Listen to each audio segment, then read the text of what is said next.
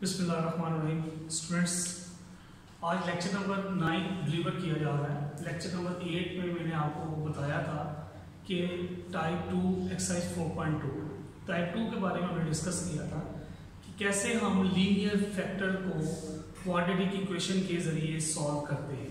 Question number 11 तक मैंने आपको सॉल्व करवाया, क्वेश्चन नंबर 11 भी सॉल्व करवाया। इसी तरह आज टाइप 2 ही है, लेकिन टाइप 2 में थोड़ी सी चेंजिंग्स आई हैं। इसमें फैक्टर्स नहीं है, इसमें ऑलरेडी क्वाड्रेटिक इक्वेशंस दी गई हैं 2। हम सबसे पहले क्या करेंगे कि इसे लीनियर फैक्टर में कन्वर्ट करेंगे। वही मेथड हमारा कि हम फैक्टराइजेशन के जरिए सॉल्व करेंगे। मिड टर्म ब्रेक जिसे कहा जाता है, 6x की हम मिड टर्म ब्रेक करेंगे 2x + 4x + 8 into x²। 14x की हम मिड टर्म ब्रेक करेंगे तो ये आएगी 6x + 8x + 48। इन दोनों में से कॉमन अब x आ गया और x + 2 + 4 into x + 2 into x + 6 + 8 common लेंगे तो यहां भी x + 6 आ जाएगा हमारे पास। अब इन दोनों में से x + 2 की ब्रैकेट कॉमन है हमारे पास और x + 4 हमारे पास रिमेनिंग फैक्टर होगा। इसी तरह यहां पर x + 6 कॉमन है और x + 8 वो रिमेनिंग फैक्टर होगा। अब ये टाइप 2 में कन्वर्ट कर दिया मैंने इसको। ये लीनियर फैक्टर मेरे पास आ गई। लीनियर फैक्टर क्या है कि आप देखें कि वेरिएबल की पावर ज्यादा से ज्यादा 1 है, इसीलिए मैं इसे लीनियर फैक्टर कहता हूं। इसको सॉल्व करने का मेथड मैंने आपको बताया था, बड़ा एक्सप्लेन किया था कि कैसे करते हैं। कि इसके सबसे पहले कांस्टेंट वैल्यूज देखी जाती हैं कि कौन कौन सी है। इसमें 4 कांस्टेंट वैल्यूज हैं, एक 2 है, एक 4 है, एक 6 है और एक 8 है। अब मैं क्या करूंगा, इन 2 के पेयर्स बनाऊंगा जो आपस में इक्वल होंगे। देखिए कैसे बनाता हूं, 2 और 4 को ऐड करूं, 6 और 8 को ऐड करूं तो ये आपस में इक्वल नहीं हो सकते। मैं देखता हूं जब कि 2 + 8 = 4 + 6, इन दोनों पेयर को 2 + 8 को अगर मैं ऐड करूं तो 10 मेरे पास आता है और जैसे ही 4 + 6 को ऐड करूं तो ये भी 10 मेरे पास आएगा। यानी ये दोनों पेयर आपस में इक्वल हो जाएंगे और हम यही फैक्टर अब चूज करेंगे, x + 2 और x + 8। इसी तरह x + 4 एंड x + 6, ये 2 फैक्टर्स हम पास ले आए हैं। अब इनको मल्टीप्लाई करेंगे, इन्हें क्वाड्रेटिक इक्वेशन में हम कन्वर्ट करना चाहेंगे।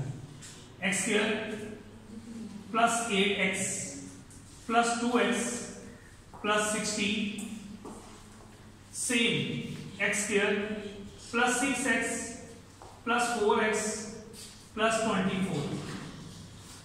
Now x² 8x and 2x को ऐड करेंगे तो 10x होगा हमारे पास। x² + 10x + 24। अब हम देखते हैं कि हमारे पास पहले जो 2 वैल्यूज हैं वो आपस में इक्वल आ गई। इन वैल्यूज को हम लेट y कर लेंगे। लेट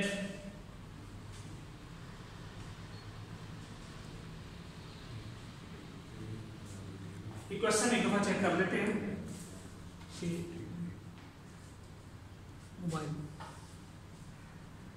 क्वेश्चन एक दफा चेक कर लेते हैं कि इक्वल के इस साइड पर 0 ही है या फिर कोई और वैल्यूज है हमारे पास।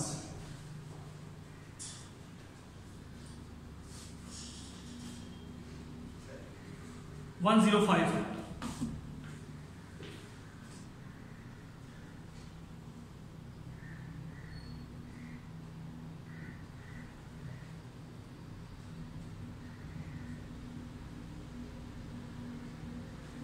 नाउ x² + 10x को हमने लेट y कर लिया, y = x² + 10x।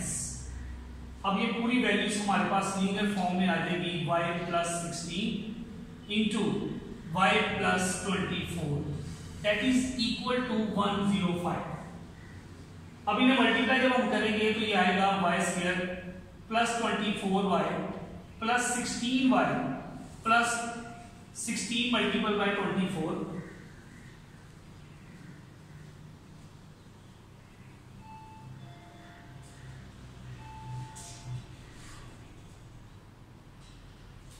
384 और 105 को हम इस साइड पर लाकर माइनस कर देंगे।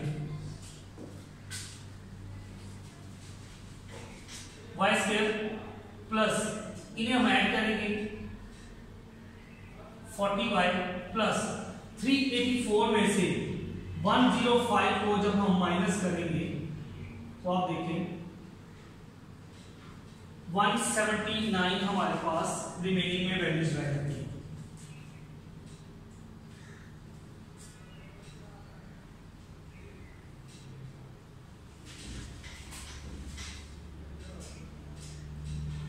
Equal to 0। नाउ स्टूडेंट्स, अब ये क्वाड्रेटिक फॉर्म आ गई हमारे पास।